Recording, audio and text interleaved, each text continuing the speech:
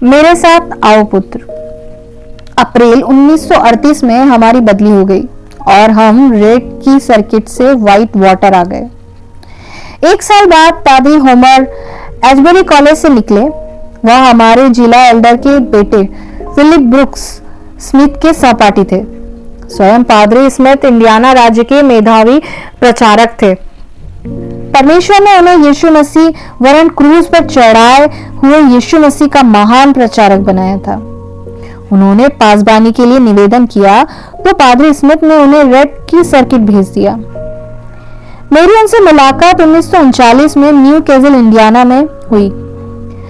उन्होंने मुझसे कहा, मैं चाहता हूं कि आप मेरे लिए प्रार्थना करें। मैं पवित्र आत्मा से परिपूर्ण होने चाहता हूं, एक ऐसा व्यक्ति बनना चाहता हूं जैसा परमेश्वर बनाना चाहता है। व्हाइट वाटर लौटने पर मैंने अपनी पत्नी को बताया कि मैंने कभी किसी प्रचारक से अपने जीवन में ऐसी बातें नहीं सुनी। वास्तव में मैं ऐसे बहुत ही कम लोगों को जानता हूं जो सिर्फ यीशु के लिए जीते हो।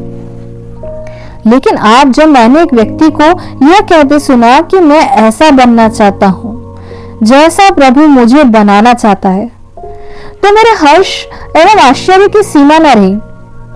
उस समय मैं अल्हैम कॉलेज में अपना पूर्व स्नातक अध्ययन समाप्त करने वाला था। परमेश्वर मुझसे बार बार सेवा ले रहा था और मुझे परमेश्वर पर पूरा भरोसा और दिल में संतोष था कि मैं वही करने का प्रयास कर रहा हूं जो ईश्वर चाहता है। जिन छोटी छोटी कलीसियाओं में हमने सेवा की, वहां अनेक लोगों का उद्धार मिला। कई बीमार रोग मुक्त हुए। अनेकों का मन पवित्र आत्मा द्वारा शुद्ध किया गया।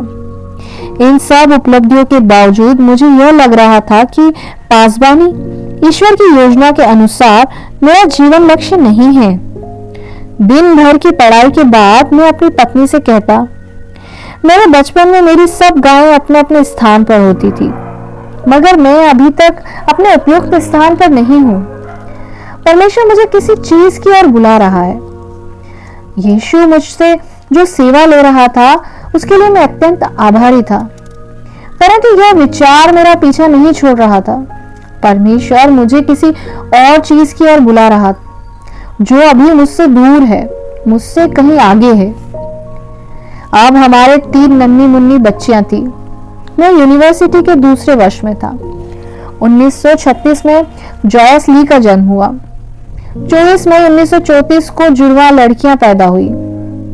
उनके जन्म से 8.5 महीने पहले मुझे यीशु ने प्रकाशन दिया था कि हमारे यहाँ 2 जुड़वा बच्चियां पैदा होगी।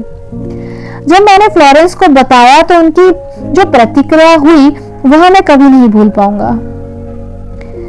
उन्होंने दोनों हाथ अपने सीने पर रख कर कहा, ओह नहीं, हरगिज़ नहीं। जब मैंने यही बात और लोगों को बताई तो जहां तक मुझे याद पड़ता है किसी ने भी विश्वास नहीं किया। 8.5 महीने बाद जब परमेश्वर को फ्लोरेंस ने 2 हम शक्ल जुड़वा बच्चियों को जन्म दिया तो सब चकित रह गए। जन्म के समय नैन्सी 5.5 पाउंड की थी और मार्था 5 पाउंड की। जब उन्हें अस्पताल से घर लाए तो दोनों का वजन 1-1 पाउंड घट गया। दोनों ही नन्ही मुन्नी गुड़ियों के समान सुंदर और आकर्षक थी। 1941 में सालाना जलसे के अवसर पर मेरा जिला एल्डर ने बताया कि सेवा के लिए वह मुझे किसी अन्य जगह भेजना चाहते हैं। वहां मुझे 2 चर्चों का दायित्व संभालना होगा। वहां हमारे निवास में हमें नया फर्श मिलेगा और एक नई भट्टी भी बना दी गई। उन्होंने शाइल्डर सर्किट का भी प्रस्ताव रखा। वहां 3 मंजिलां थी, परंतु पादरी के निवास में न तो भट्टी और न बाथरूम था। पानी के लिए भी बाहर पंप लगा हुआ था। मैंने कुछ नहीं कहा। एल्डर महोदय कॉन्फ्रेंस में अन्य लोगों से सलाह मशवरा करते रहे। मैं जलसे के बाद अपने निवास पर आ गया। कॉन्फ्रेंस के दौरान मेरी पत्नी और मैं सोसन परिवार के अतिथि थे। फ्लोरेंस उन दिनों बीमार थी। 30 वर्षों से कुछ ऊपर उन्होंने बहुत दुख उठाए। यह ईश्वर का अनुग्रह है कि आज हम इस स्थान पर पहुंच चुके और भविष्य भी ईश्वर के अनुग्रह पर निर्भर है। मैंने अपने कमरे में आकर फ्लोरेंस से कहा, बीवी मुझे अब किसी नए स्थान की पासबानी संभालनी होगी। अब मैं इस विषय में प्रार्थना करना चाहता हूँ। मैंने घुटने टेक कर यीशु से पूछा, प्रभु आप क्या चाहते हैं? क्या मैं उस जगह सेवा करने जाऊं जहां अद्भुत सुविधाएं हैं? मेरी आंखों के सामने अर्धरात्रि जैसी कालिमा फैल गई। मैंने फिर कहा, तो प्रभु जी क्या आप यह चाहते हैं कि मैं शेल्डर स्किप जाऊं? अब की बार मैंने अपनी दाहिनी ओर कई 100 गज ऊपर एक अग्निपिंड देखा। मैंने बड़े हर्ष से फ्लोरेंस को बताया कि प्रभु मुझे शेल्डर सर्किट भेज रहा है। 3 दिन बाद जिला एल्डर ने मुझे शेल्डर चर्च जाने का आदेश दिया।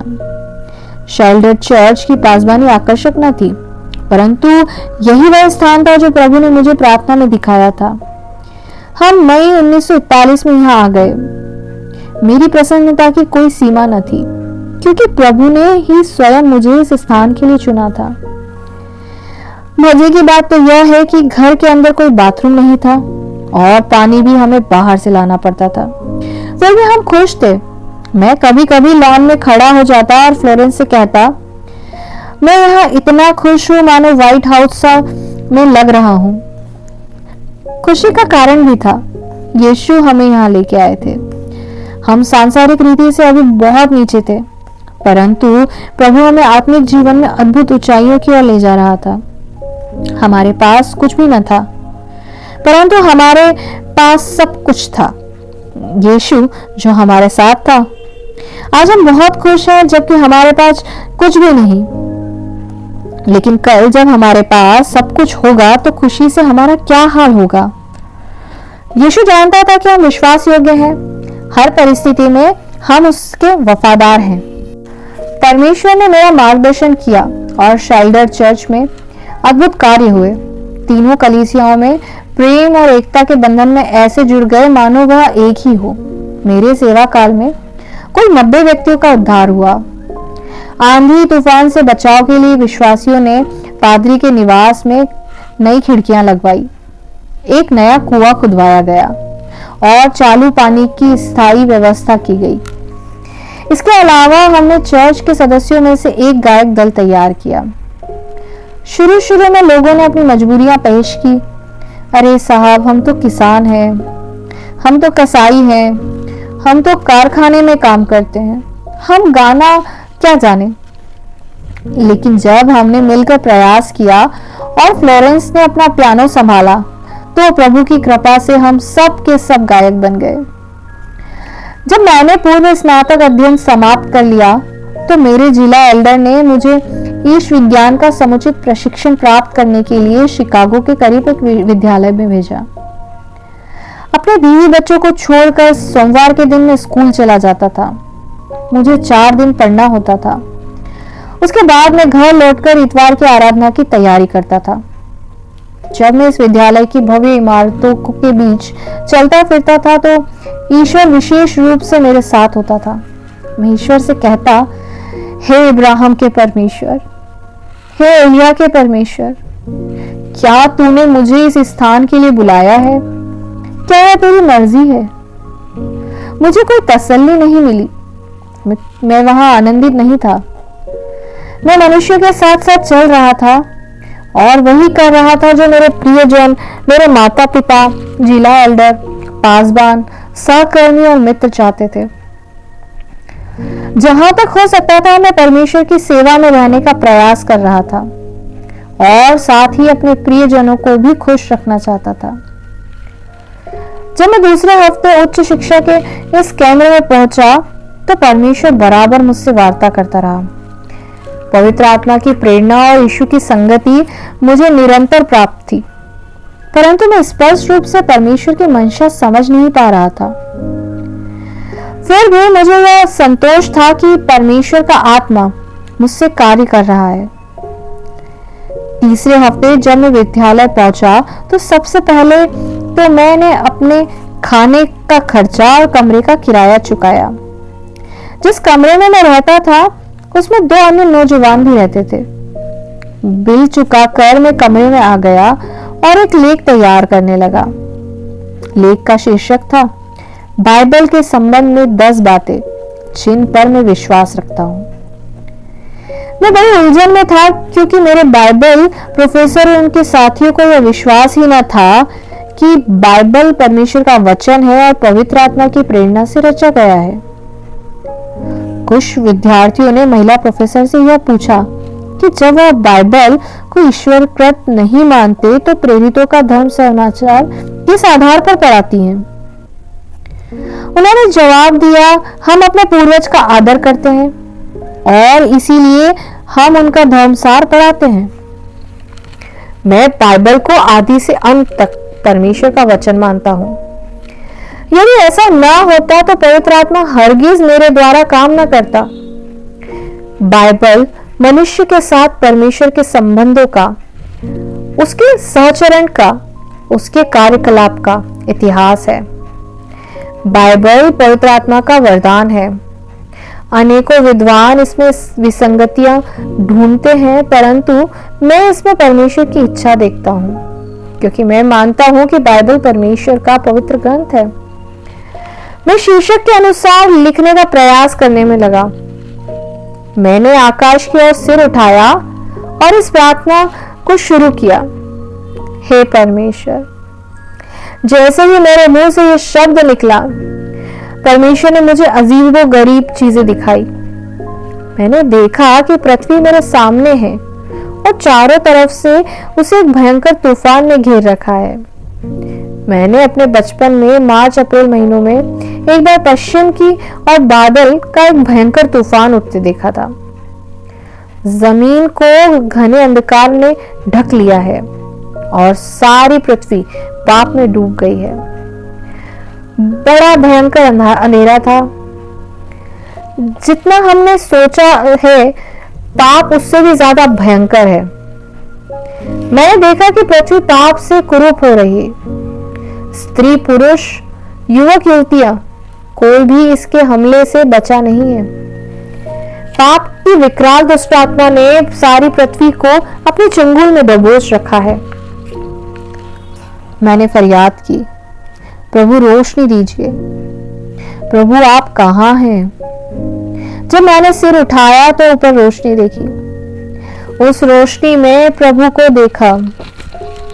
प्रभु ने कहा, मेरे साथ आओ पुत्र। जब प्रभु ने मुझे अपने साथ चलने के लिए बुलाया तो मैंने अपने माता पिता, अपने बड़ों और छोटों सबसे हमेशा के लिए विदाई ले ली और अपने दिल में कहा, अलविदा ए सांसारिक वस्तु, मैं तो अब अपने परमेश्वर के साथ चलता हूं। मेरे प्यारे मित्र, जैसे ही मैंने यीशु के साथ चलने के लिए सांसारिक बंधन तोड़े, वैसे ही मैं एक ऐसे प्रदेश में जा पहुंचा जो आधी रात में भी ज्यादा अंधकारमय था और काली रात से भी अधिक काला। यह एक आध्यात्मिक अनुभव था और आध्यात्मिक अनुभव शब्दों में नहीं बताए जा सकते, परंतु मेरा अनुभव सच्चा था। ऐसा ही सच्चा जैसे आप इस क्षण यह किताब पढ़ रहे हैं। इन पिछले वर्षों में प्रभु ने मुझ पर यह सत्य प्रकट किया है कि पृथ्वी पर ऐसे व्यक्ति विरले ही हैं जो यीशु पर पूरी तरह निर्भर रहकर कठिन मार्ग पर प्रभु के साथ चलने के लिए तैयार हो। अक्सर इंसानों को यह अनुभव हो ही नहीं पाता। यह अनुभव उन्हीं को मिलता है जिन्हें परमेश्वर किसी विशेष उद्देश्य के लिए बुलाता है। ईश्वर ने मुझे स्वर्ग के राज्य में एक विशेष कार्य करने के लिए अपने आत्मा द्वारा अभिषेक किया था, इसलिए मुझे यह अनुभव मिला। परंतु यह सब के लिए जरूरी नहीं है कि वे अपने जीवन में इस अनुभव को आदर्श समझे। मैं अपना नहीं हूं, मैं किसी विशिष्ट समूह का भी नहीं हूं। मैं पूरी तरह परमेश्वर का हूं, उसी के अधीन हूं और उसी की सुरक्षा में रहकर मुझे उसकी इच्छा पूरी करनी है, न इससे कम न ज्यादा। परमेश्वर मुझे उस प्रदेश की ओर बुला रहा था जहां कभी मनुष्य ने पांव नहीं रखा था। अचानक मैंने अपने ऊपर एक शैतानी चित्कार सुनी, तुम्हारा जीवन बर्बाद हो चुका है, तुम्हारे लिए कोई आशा नहीं। इस रास्ते में अगर तुमने एक कदम भी आगे बढ़ाया तो सैकड़ों फुट नीचे चट्टानों पर गिरोगे। मैंने कहा, मेरा भरोसा यीशु पर है। मैंने फिर अपने ऊपर एक और दुष्ट आवाज सुनी, तुम क्या करने जा रहे हो? तुमने अपने माता पिता की आशाओं और अरमानों पर पानी फेर दिया है। उन्होंने हजारों डॉलर खर्च करके तुम्हें पढ़ाया। उन्होंने तुम्हारे लिए हर तरह की कुर्बानी दी है और बड़े परिश्रम से तुम्हें बड़ा किया है। अब तुम उनके साथ क्या करने जा रहे हो? अपने इस रवैये के विषय में तुम उन्हें क्या स्पष्टीकरण दोगे? मैंने फिर वही जवाब दिया, मेरा भरोसा यीशु पर है। तीसरी बार एक और अशुभ आवाज आई, तुमने अपनी प्रिय पत्नी और 3 बच्चों के बारे में सोचा है? तुम उन्हें कैसे संभालोगे? ना तुम्हारे पास कोई जगह है और ना कोई मार्ग है। मैंने फिर वही जवाब दिया, मेरा भरोसा यीशु पर है। मेरे पास हर एक शंका का एक ही समाधान था, मेरा भरोसा यीशु पर है। यह आश्चर्यजनक बात थी कि 25 साल का एक नवयुवक, जिसको अभी परमेश्वर की संगति में कुछ ही समय हुआ था, शैतान के सारे अभियोगों की काट एक ही महामंत्र द्वारा किए जा रहा था, मेरा भरोसा यीशु पर है। मैं निश्चयपूर्वक कहता हूं कि परमेश्वर मेरी सहायता कर रहा था। वह मुझे पूरी तरह से प्रभु ही पर भरोसा करने की ओर बुला रहा था। उस समय मुझे इस तथ्य का कोई ज्ञान न था कि तथाकथित कलीसिया में अक्सर लोगों को मालूम ही नहीं कि मसीह पर भरोसा करना है क्या। बहुत ही थोड़े लोग हैं जो दैनिक जीवन में विश्वास से जिंदा हैं। कलीसिया में अक्सर लोग अपने जीवन में व्यवस्थापक स्वयं होते हैं। कोई ताज्जुब की बात नहीं अगर कलीसिया में ऐसे लोग 95% हो जो अपने जीवन का संचालन अपनी युक्ति और बुद्धि के आधार पर करते हैं। परंतु विश्वास अथवा भरोसे का आधार हमारी अपनी सूझबूझ नहीं बल्कि परमेश्वर है, जो पवित्र आत्मा के प्रमाण द्वारा हमारा मार्गदर्शन करता है। जब हम उसके मार्गदर्शन में चलेंगे तो बाधाओं और परीक्षाओं की क्या चिंता। परमेश्वर पर भरोसा करना इतना सरल है कि बच्चे भी इससे कोई कठिनाई नहीं महसूस करते। फिर भी हर एक युग में सच्चे विश्वासियों की कमी रही है। मुझे इस तथ्य की पर्याप्त जानकारी नहीं थी कि अधिकतर मनुष्य ईश्वर की इच्छा से बहुत दूर हैं। मैं यह जानता था कि मुझे ईश्वर पर भरोसा रखने और उसकी आज्ञा का पालन करने के लिए बुलाया गया है। मुझे यीशु के साथ चलना है, बिना कुड़कुड़ाए उसी की आज्ञा का पालन करना है और प्रत्येक परिस्थिति में उसी से समाधान मांगना है। जैसे ही परमेश्वर की ओर से मुझे केवल उसी पर भरोसा रखने की बुलाहट मिली, धरती और नर्क की सारी शक्तियां मेरे विरुद्ध खड़ी हो गई। यह तो मैं अपने छोटे से कमरे में अपने डेस्क पर बैठा हुआ था, परंतु मेरी आत्मा में भीषण युद्ध छिड़ा हुआ था। मेरे कमरे के साथियों को इसका कुछ पता न था। असीमित विश्वास के इस प्रदेश की सुंदरता का वर्णन करना मुश्किल है, परंतु जैसे ही मैंने इसका मार्ग में प्रवेश किया, युद्धों और संकटों के शोर शराबे से मेरा दम घुटने लगा। मैंने समझ लिया कि इस मार्ग में वही आगे बढ़ सकते हैं जिनके हाथ में यीशु के विश्वास की धारदार तलवार है और जिनका आसरा पिता परमेश्वर पर है। ऐसे संकटों और बाधाओं को पार करना केवल परमेश्वर की सहायता पर ही निर्भर है। यह एक ऐसा आत्मिक अनुभव है जिसे वही लोग समझ सकते हैं जो पूर्ण विश्वास में जीते हैं, जो सिर्फ परमेश्वर पर भरोसा रखते हैं और उसकी मर्जी को अपने ऊपर हावी हो जाने देते हैं। विश्वास अत्यावश्यक है और विश्वास ही आनंद है। इस रहस्य को वे लोग ही जानते हैं जो यीशु के साथ चलते रहते हैं।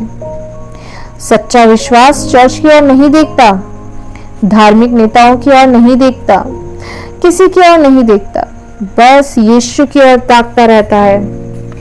विश्वास के इस एकांत अद्भुत प्रदेश में युग युग के सभी लोग मौजूद हैं, जिन्होंने परमेश्वर की इच्छा पूरी करने का आह्वान स्वीकार किया है और जो अपने चतुर विचारों और समाधानों पर आश्रित नहीं है। सच्चा जीवन यही है पृथ्वी पर स्वर्ग का राज्य, जिसमें ईश्वर की इच्छा को चाहा जाता है और उसके अनुग्रह की सिद्धि होती है। नारकीय शक्तियां नहीं चाहती कि कोई परमेश्वर की पूर्ण इच्छा तक पहुंचे, इसलिए विश्वास का मार्ग कठिनाइयों और अड़चनों से भरा हुआ है। अतः जब कभी परमेश्वर किसी मंडली में अपना सच्चा सेवक भेजता है तो वहां के लोगों में असाधारण हलचल और खींचातानी शुरू हो जाती है। जब कभी परमेश्वर अपनी इच्छा को संपन्न करना चाहता है तो वहां शैतान भी मौजूद हो जाता है, ताकि झगड़े टंटे, गलत फहमियां और ईर्ष्या पैदा करे। ऐसे मसीही लोग संख्या में बहुत कम हैं जो इन परिस्थितियों का सामना करने के लिए तैयार हो। आम मसीही जनता ऐसा सोचती है कि कलीसिया के कार्यक्रम भी उसी प्रकार चलाए जाएं जैसे दुनिया के सारे कारोबार चलाए जाते हैं। इन कार्यक्रमों को चलाने में इस बात का ध्यान रखा जाए कि संघर्ष कम से कम हो और लाभ अधिक से अधिक। परमेश्वर का नियम इसके विपरीत है। कलीसिया जब किसी योजना अथवा धार्मिक कार्यक्रम को स्वयं में एक ध्येय मान लेती है तो उसमें परमेश्वर की कोई प्रसन्नता नहीं रहती। यह बात जोर से कहूंगा तो आम जनता बौखला जाएगी, परंतु सच यही है और मैं प्रेम से वशीभूत होकर तथा इस एहसास के साथ कह रहा हूं कि एक दिन परमेश्वर मुझसे जवाब तलब करेगा। बेशक कलीसिया में हमें कोई नया धार्मिक तंत्र नहीं खड़ा करना, क्योंकि हमारे विचार हमारी इंसानी दिमाग और अंतर्दृष्टि से पैदा होते हैं। उनका आधार सांसारिक सूझबूझ है जो स्वर्ग की शर्तों पर पूरी नहीं उतरती। परमेश्वर के वचन में साफ साफ लिखा है, जो शारीरिक दशा में है वे परमेश्वर को प्राप्त नहीं कर सकते। मैं किसी की निंदा नहीं कर रहा, लेकिन पवित्र आत्मा का प्रकाशन यही है कि जब तक हमारा गायन वादन, हमारा संदेश, हमारा संडे स्कूल, हमारा बाइबल अध्ययन और हमारी बेदारी ईश्वर के नेतृत्व एवं निर्देशन में नहीं होती, तब तक हम किसी भी कार्यक्रम में फलवंत होने की आशा नहीं कर सकते। प्रभु यीशु ने स्पष्ट कहा है, हर पौधा जो मेरे स्वर्गीय पिता ने नहीं लगाया उखाड़ा जाएगा। अतः स्पष्ट है कि पवित्र आत्मा केवल हमारा अगुवा ही न हो, बल्कि हमारा हर काम उसकी प्रेरणा से ही शुरू किया जाए। मेरे जीवन की हर योजना वही बनाए, सारे कार्यक्रम वह ही मुझे दे। यदि मैंने ऐसा नहीं किया तो मेरा जीवन निर्बल और प्रभावहीन बनकर रह जाएगा। दिव्य तेज और शाश्वत महिमा के जीवन में आगे बढ़ने की शर्त यह है कि मैं यीशु के अधीन रहूं, सदा परमेश्वर की सेवा में खड़ा रहूं और हर एक मानव से प्रेम करूं। इस जबरदस्त आत्मिक संघर्ष के बाद मैं इसी हार्ड मास की दुनिया में वापस आ गया। मेरा निर्णय दो टुक था, मैं घर वापस जा रहा हूं। मेरे साथ जो विद्यार्थी रहता था, मैंने यह बात जब उसे बताई तो उसे आश्चर्य से पूछा, मामला क्या है? क्या कम से कम एक सेमेस्टर तक भी सहन नहीं कर सकते? वह सोच रहा था कि मैं अकारण ही विद्यालय छोड़ रहा हूं। उसे मालूम ही न था कि पिछले कई हफ्तों से परमेश्वर मुझसे क्या बातें कर रहा है और पिछले चंद मिनटों में मुझ पर क्या बीती है। मैंने उत्तर दिया, मैं घर जा रहा हूं। मेरा मित्र समझ नहीं सका कि मेरी उलझन क्या है, परंतु उसने मुझे समझाने की कोशिश की। मैंने कहा, मुझे आज ही ट्रेन का टिकट खरीदना है और घर लौट जाना है। मैं आज सुबह ही तो घर से आया था और अभी शाम के 8 या 9 बजे थे। मैंने अपना सामान बांधा और शिकागो के रेलवे स्टेशन की ओर चल पड़ा। कमरे के दोनों साथियों ने मेरी मदद की और मुझे स्टेशन छोड़ने आए। मैंने उन्हें पेट्रोल के लिए 50 सेंट दिए। मेरे पास वापसी सफर के लिए पर्याप्त पैसा था। मैंने हार्टफोर्ड सिटी तक का टिकट खरीद लिया। 11:10 पर मैं गाड़ी में सवार हो गया। शैतान का क्रोध जारी था। उग्रतापूर्वक बोला, सब खेल खत्म कराए, तुमने अपने आप को बर्बाद कर डाला।